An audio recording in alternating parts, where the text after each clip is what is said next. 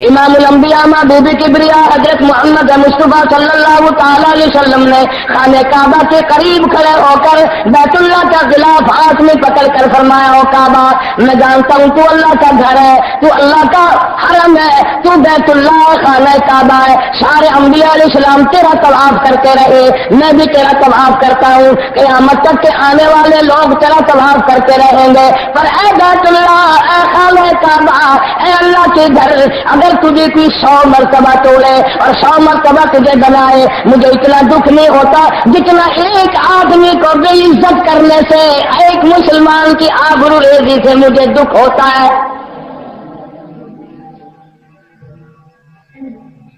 ارشاد فرمایا مدنی کریم صلی اللہ علیہ وسلم نے، او لوگوں، قیامت کے قریب رحم اٹھ جائے گا، قیامت کے قریب سلوک دنیا سے اٹھ جائے گا، صلہ رحمی ختم ہو جائے گی، محبت کا جنازہ اٹھ جائے گا، غیرت کا تختہ نکل جائے گا، ساری چیزیں ختم ہو جائیں گی، مطلب پرستی، خواہش پرستی ایسی آئے گی، اسی کو کرتے کرتے لوگ دنیا سے اس قدر تباہ و حالات میں موت آئے گی۔ الہاکم التکاثر حتی زرتم المقابر، ہلاک ہو جائیں گے، برباد ہو جائیں گے، پلے ایمان کی رتی نہ ہوگی، یہاں تک کہ قبروں میں آگ گھسیں گے۔ صحابہ کرام رضوان اللہ تعالیٰ نے مجمعین کی پوری جماعت کو یہی تعلیم دی، کسی کا مال نہ کھاؤ، کسی کی عزت کو برباد نہ کرو، ہر ایک کی دھی کو اپنی دھی ڈالو، سب کی بہن کو اپنی بہن تم تصور کرو، کسی کی عزت پہ ڈاکہ نہ ڈالو، کسی کے مال پہ ڈاکہ نہ ڈالو، کسی کا خون نہ بہاؤ، کسی کو ناجائز مت ستاؤ۔ ظالم کو اللہ پاک فرماتے ہیں کب تک تو دنیا میں جیے گا، آخر کار ایک نہ ایک دن تجھے میرے پاس آنا پڑے گا۔ کسی کو مجذوب کہتا ہے کہ ہے یہاں سے تجھ کو جانا ایک دن، ہے یہاں سے تجھ کو جانا ایک دن، قبر میں ہوگا ٹھکانا ایک دن، اور میں خدا کو ہے دکھانا ایک دن، ابل غفلت میں گنوانا ایک دن۔ یہ ایک ایک دن بڑا قیمتی ہے، جس نے دے رکھے ہیں اس سے پوچھو جا کر یہ زندگی کتنی قیمتی ہے، یہ راتیں کتنی قیمتی ہے، یہ دن کتنے قیمتی ہے، یا پھر ان سے جا کے پوچھو جو قبروں میں چلے گئے، جن سے یہ رات دن چھن گئے۔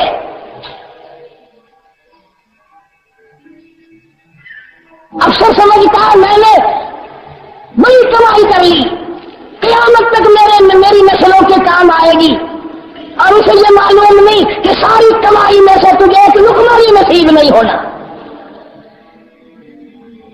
حالات اور بادل ایسے بدلا رہے ہیں کہ کوئی غیر قوم آ کر ہمیں وہ سزا دے گی جو ہزاروں سال تک نسلیں یاد رکھیں گی۔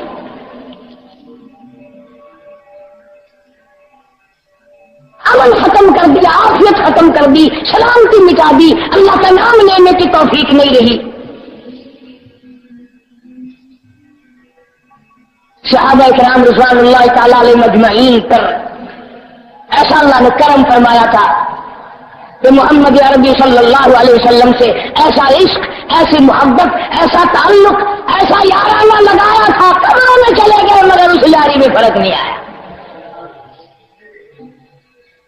نبی پاک صلی اللہ علیہ وسلم عمرے کے ارادے سے مدینے پاک سے تشریف لائے، ابھی مکہ فتح نہیں ہوا تھا، 6 میل باہر حدیبیہ کے مقام پر قیام فرمایا۔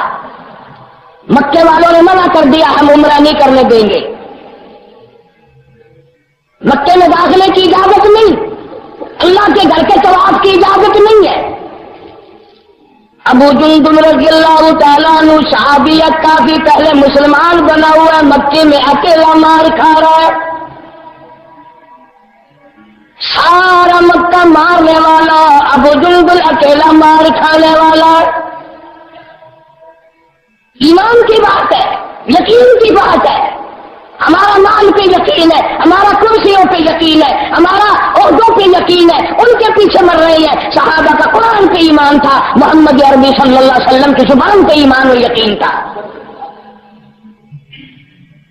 روزانہ شام کو لوگ پیروں سے پکڑ کر ابو جندل کو گلیوں میں گھسیٹتے ہیں، جوتے مارتے ہیں، جرم کیا ہے، خطا کیا ہے، گناہ کیا ہے؟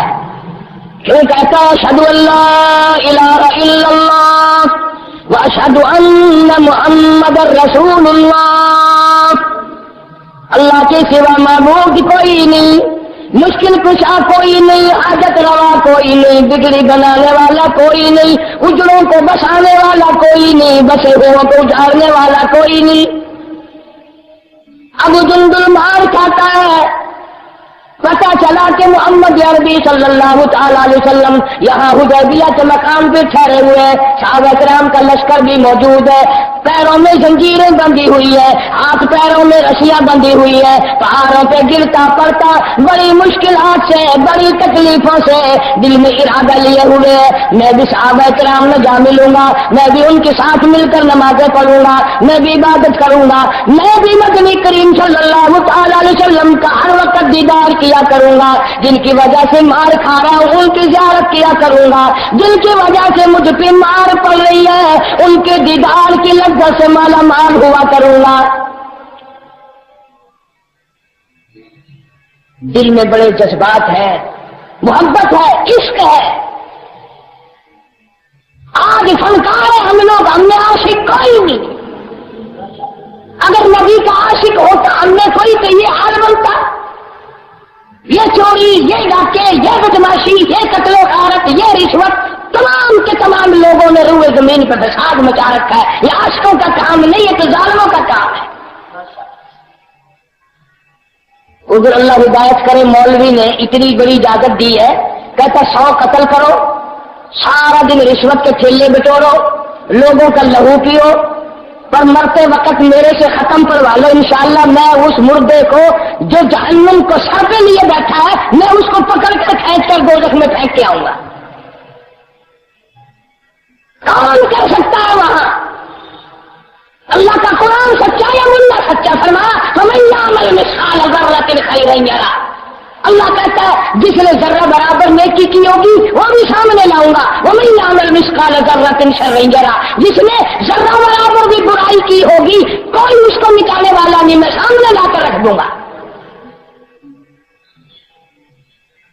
حدیث پاک میں ارشاد حضور اکرم صلی اللہ علیہ وسلم کا، بعض آدمی کا نامہ اعمال، بعض آدمی کی زندگی کا ریکارڈ، بعض آدمی کی مثل اور بعض آدمی کی تمام زندگی کی فائل 100 میل تک پھیلی ہوئی ہوگی۔ اللہ چاہتا ہے وہ میرے محبوب کے دامن سے وابستہ ہو جائے۔ من یطع الرسول فقد اطاع اللہ،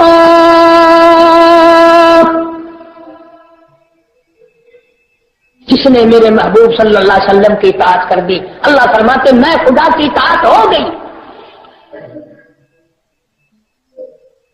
آج میرا تیرا اس قرآن پر، اللہ کے قرآن پر یقین نہیں ہے، پھر پتہ نہیں مرنے کے بعد کیسے یقین آ جاتا ہے، جو مر گیا پڑھ کے بخشو جی بخشا جائے گا۔ ساری زندگی قرآن پر تیرا ایمان نہیں آیا، یقین نہیں آیا، اور مرنے کے بعد تیرے یقین کا کچھ نہیں بنتا۔ یہی تو میری کڑوی بات ہے، کروڑوں قرآن پڑھ کے بخشو، لاکھوں ختم پڑھ کے بخشو، جس کا قرآن پر ایمان نہیں، یقین نہیں، ایک لفظ کا ثواب نہیں پہنچتا۔ اللہ بخشا گیا بخشا گیا۔